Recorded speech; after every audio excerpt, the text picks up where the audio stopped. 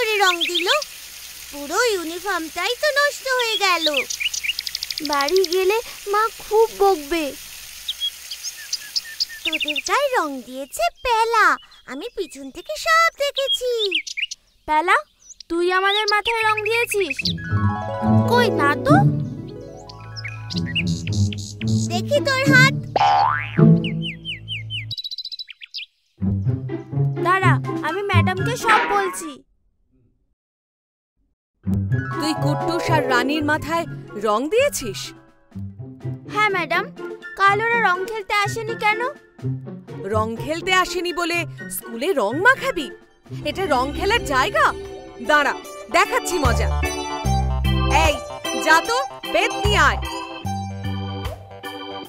সব সময় ক্লাসে বদমাইশি, তাই না? এখন যে রঙে জামা নষ্ট হলো, এবার কি হবে?